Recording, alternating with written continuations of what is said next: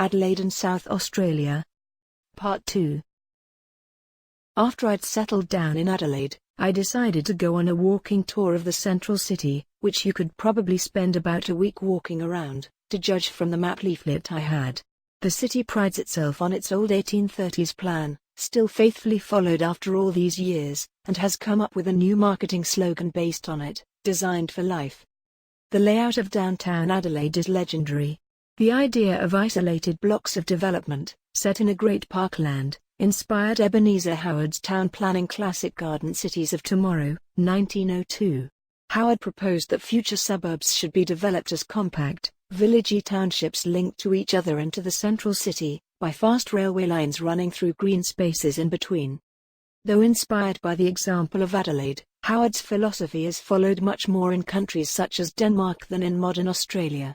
In modern Australian cities, including the outer part of Adelaide, most suburbs are sprawling and based on the car, and not villagey at all. All the same, I could easily get into the city centre by bus or train from where I was. I could catch either on the same ticketing system, I just had to load up money in the card. There was a railway called the Gawler line near my Airbnb, so I caught the train. My journey took only 2 stops before I was at the main station in the middle of Adelaide. I enjoyed riding the rails into town. Still, I only had to go a short distance. The Gawler line's the busiest rail line in Adelaide. Yet it still wasn't electrified. Outer suburban commuters would find the service pretty slow. South Australia's Liberal Party state government is planning to privatise the operation of Adelaide's trains and trams, to see if that will speed things up.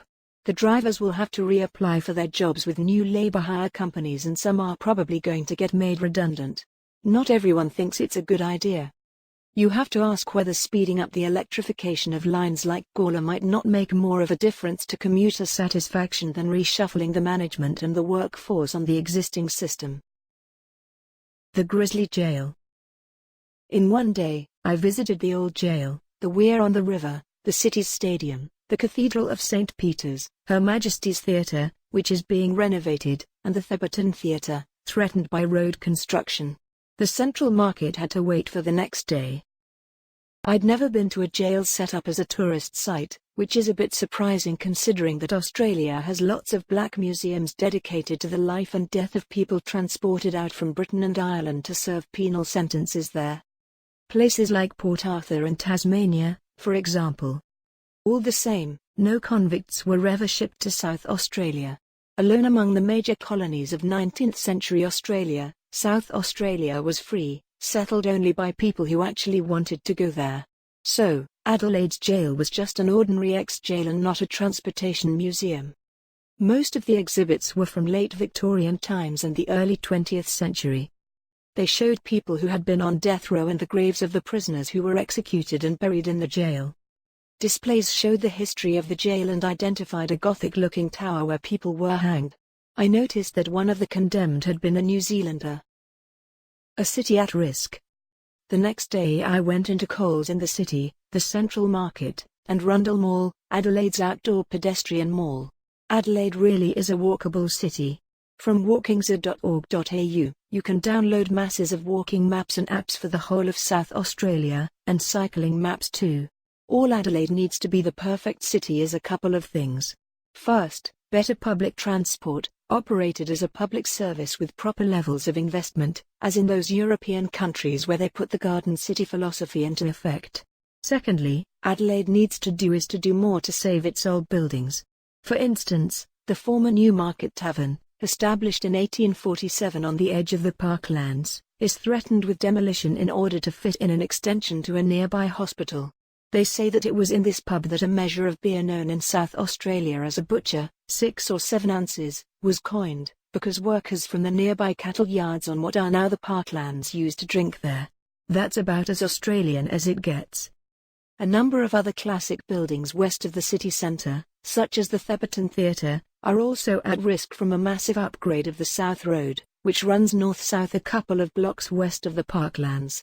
The enlargement of the South Road is part of a multi-billion-dollar scheme to construct a non-stop north-south corridor, effectively a motorway, through the Adelaide metropolitan area, which up to now hasn't had any motorways anywhere near the middle of town. Perhaps that's why Adelaide is such a walkable city, come to think of it. I wonder what the city would be like if so much was going to be spent on doing up as yet unelectrified commuter trains, and that sort of thing, instead.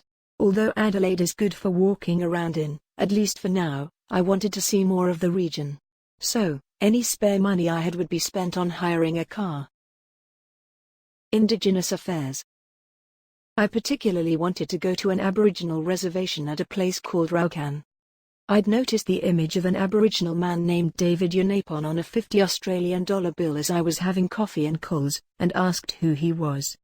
It turned out that he had lived at Raucan, not far from Adelaide, so I resolved to go there and visit his grave. I'm going to talk about my pilgrimage to Raucan, and Yunapon's grave, in a later blog. But speaking of Aboriginal matters, I mentioned that the Adelaide City Centre was founded on a sort of oasis, kept permanently watered by the Karawara Parry. It was known as the Red Kangaroo Place to the Aborigines of the Adelaide region, who are called the Kaurna.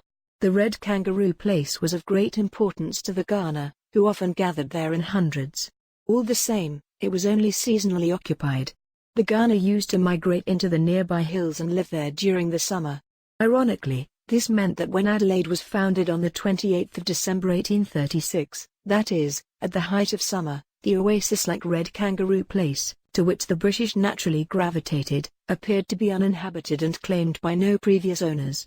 After the Kaurna came back from the hills to discover the Red Kangaroo Place had been taken over by the British, attempts were made to ensure that some lands in and around the new township were reserved for the Aborigines. But these initiatives all succumbed to pressure from ever-increasing numbers of colonists.